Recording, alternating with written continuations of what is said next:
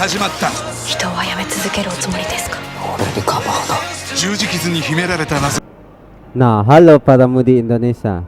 Jika kita mencari film live action terbaik yang pernah dibuat, pasti akan selalu muncul film live action Rurouni Kenshin. Ya, live action Rurouni Kenshin memang selalu menjadi standar atau contoh bagaimana mengadaptasi seri anime manga ke dalam anime. Tak hanya sukses secara kualitas, seri ini juga sukses mendulang banyak duit bagi pembuatnya. Tak heran film ini dibuat sampai 5 film. Pada video kali ini kita akan sedikit ulas balik perjalanan seri ini sampai terkenal seperti sekarang dan menjadi live action terbaik yang pernah dibuat. Check it.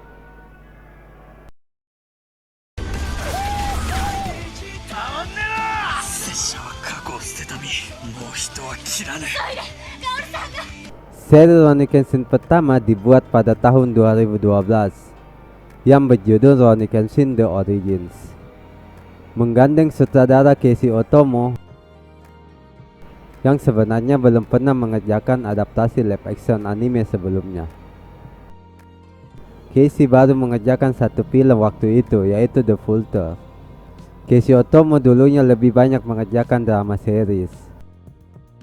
Film ini didistribusikan langsung oleh Warner Bros. Dan tanpa disangka film live action pertama ini sukses, bahkan menjadi film dengan pendapatan tertinggi di Filipina saat itu. Nah, tak mengherankan para cast dari film Rurouni Kenshin datang langsung ke Filipina untuk mempromosikan film kedua dan ketiganya. Dan live action Rurouni Kenshin Origins ini berada di peringkat 22 kategori live action tersukses di Jepang secara pendapatan. Film ini juga melambungkan nama Takeru Sato dan Emi Takei, terutama Sato setelah film ini banyak mendapatkan peran di film-film besar lainnya. Film pertama ini langsung mengangkat awal cerita dari manga dan animenya, yaitu Tokyo R. Bisa dibilang Tokyo R agak sulit diadaptasi mengingat banyak cerita pendek yang terjadi di dalamnya. Contohnya cerita bagaimana Sanosuke bertemu Kenshin, bagaimana Yahiko bisa menjadi murid Kaoru, konflik dengan Takeda Karyu, dan tentunya Kenshin harus berhadapan dengan samurai haus darah bernama Jinei yang diplot sebagai musuh utama Kenshin di film ini.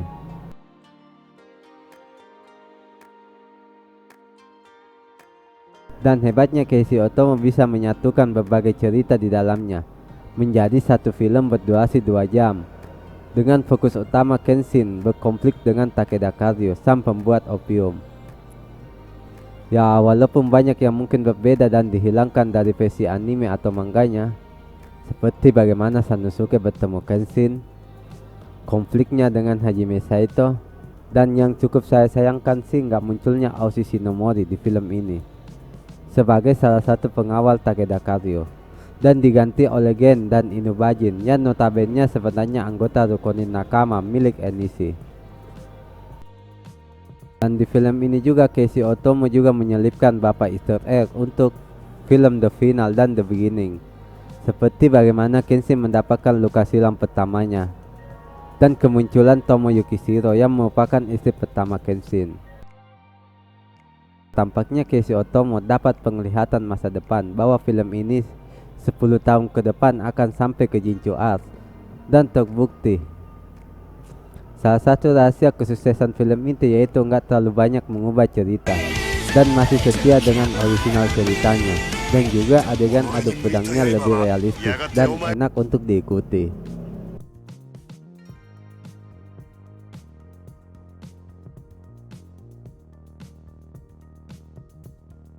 Nah, setelah kesuksesan film pertamanya, tak perlu mikir panjang tuh buat Warner Bros Jepang untuk memberikan lampu hijau pada sequelnya yang tak tanggung-tanggung mendapatkan 2 film langsung, Kyoto Inferno dan The Legend Ends.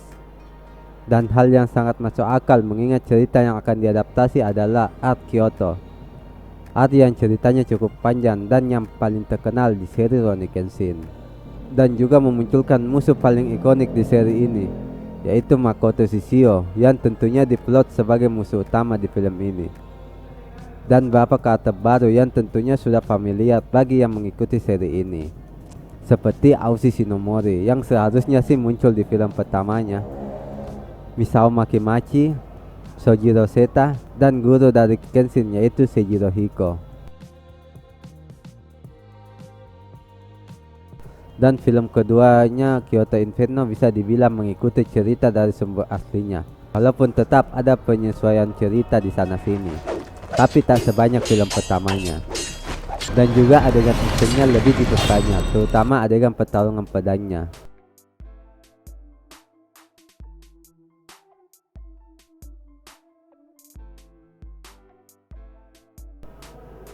Dan lanjut ke film ketiga, atau bisa dibilang lanjutan Kyoto Inferno. Di film ketiga ini, Keiichi Otomo melakukan bisa dibilang perjudian dengan tidak lagi mengikuti versi manga maupun animenya, dan betul-betul orisinal, dan memunculkan karakter baru yang sebenarnya nggak pernah muncul dalam anime maupun manganya, yaitu Hirobumi Ito.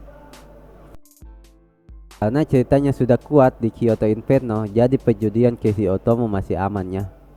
Dan tetap penjualan film ini bukanlah ceritanya, melainkan adegan action dan adu pedang yang ditonton, terutama di akhir film.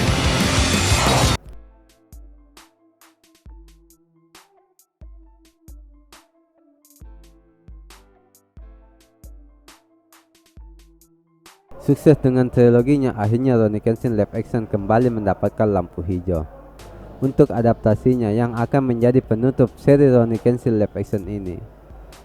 Nah, sama dengan pendahulunya, live action ini akan mendapatkan dua film sekaligus, yaitu The Final dan The Beginning, dengan cast yang sama kecuali Yahiko yang memang dalam setiap filmnya pemerannya selalu diganti.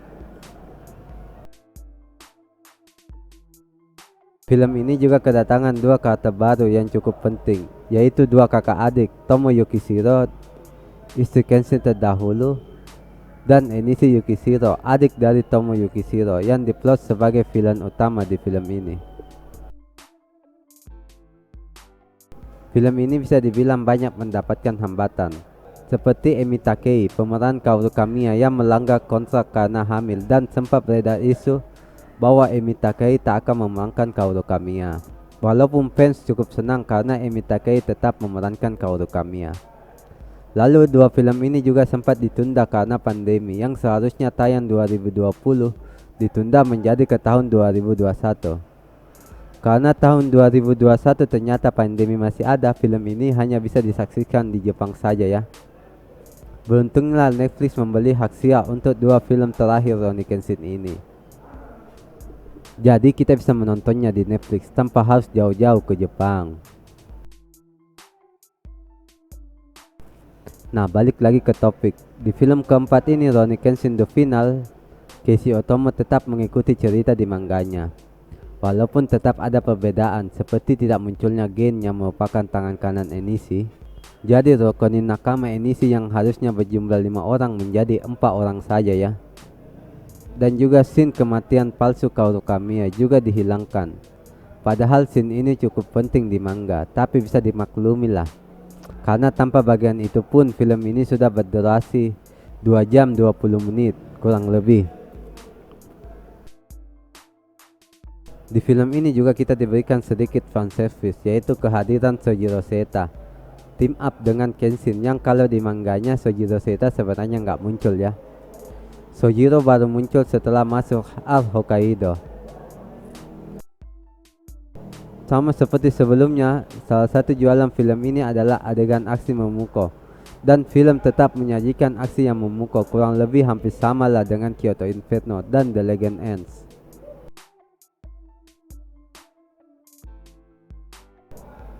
Lalu masuk sequelnya, film Rurouni Kenshin The Beginning, yang sebenarnya film ini lebih cocok disebut prequel, yang sebenarnya kisah awal Rurouni Kenshin sewaktu masih menjadi Batosai dan pertemuannya dengan Tomo Yukishiro, istri pertama Kenshin. Kalau di The Final ada beberapa bagian cerita yang diubah ya. Kalau di The Beginning, Keiichi Otomo betul-betul mengikuti cerita dari manganya, dan bisa dibilang 90% mirip dengan versi manga atau OVA Rurouni Kenshin Trust and Betrayal.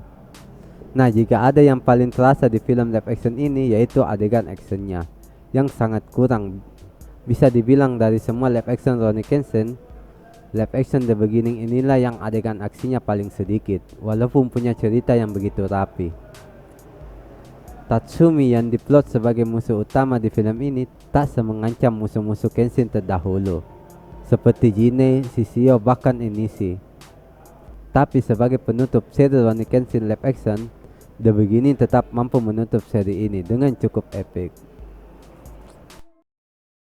人はやめ続けるおつもりですか？俺に構うな。十字傷に秘められた謎が明らかになるルローニケン Nah oke guys, itulah tadi perjalanan panjang Rurouni Kenshin live action sampai dijuluki live action terbaik yang pernah dibuat. Nah kita lihat aja bagaimana masa depan seri ini nantinya. Apakah akan ditutup selamanya atau dilanjutkan?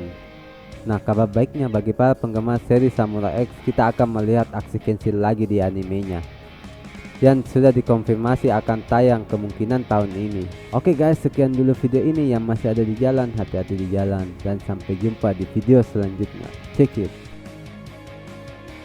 人はやめ続けるおつもりですか？俺に構うな。十字傷に秘められた謎が明らかになるルローニケン